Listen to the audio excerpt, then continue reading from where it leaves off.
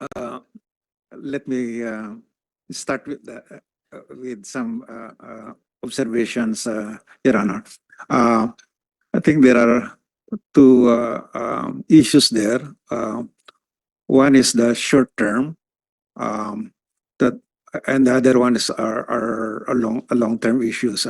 The short term issues related to inflation are those that have hit us recently. The disruption of the supply chain, external shocks, the El Nino phenomenon. Those have contributed significantly to the surges in prices, particularly for agricultural and food products. No?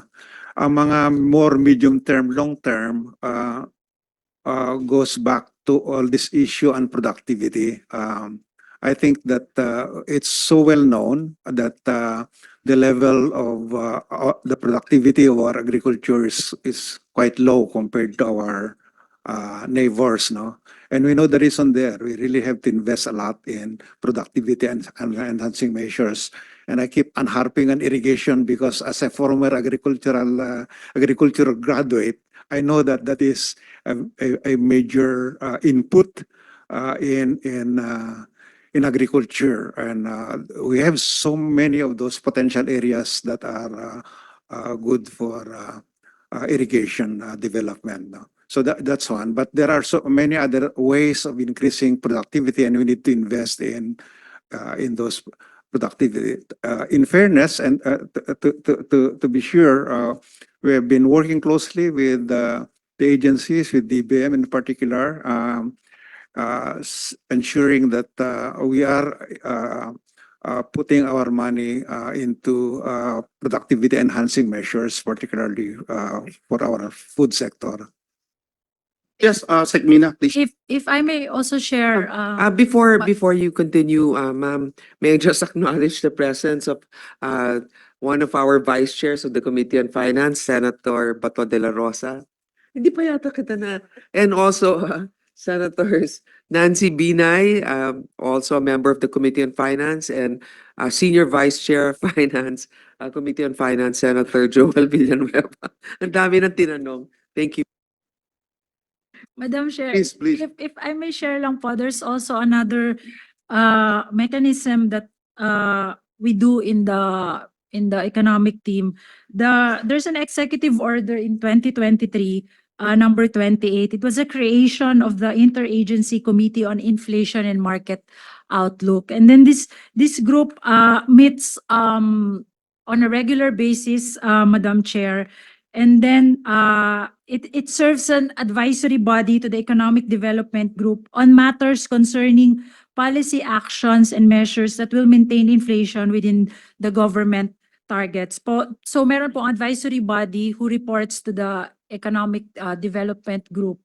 Doon po pinag-aaralan po yung mga numbers and whatever policy intervention po na pwedeng gawin within the department. And on the side of food inflation po, of course, we have been investing on the sector of agriculture. And just to note lang po that there are some major agriculture sector programs.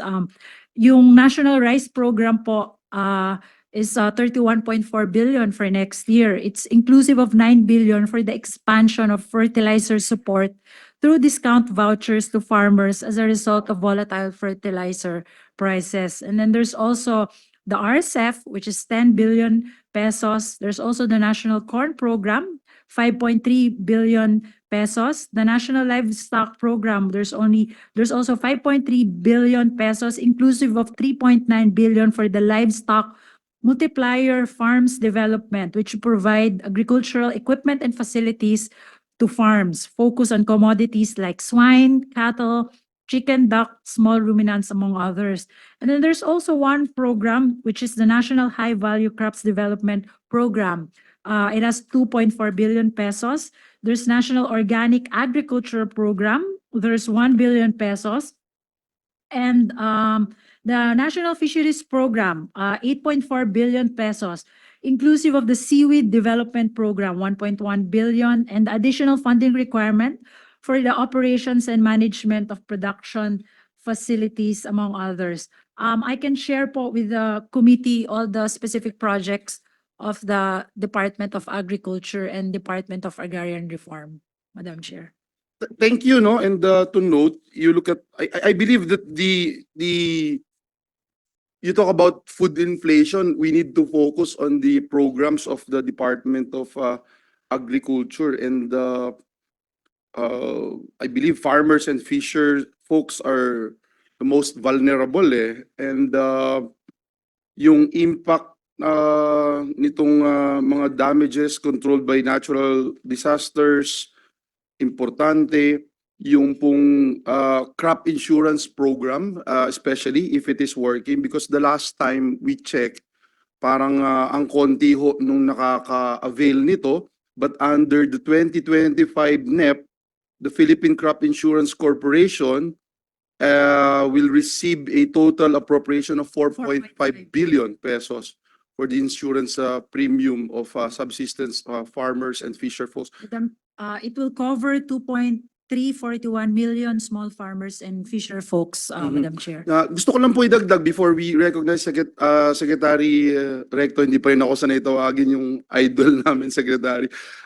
Yung PIDS study po kasi sabi, most farmers are not familiar with or lack knowledge of agricultural insurance.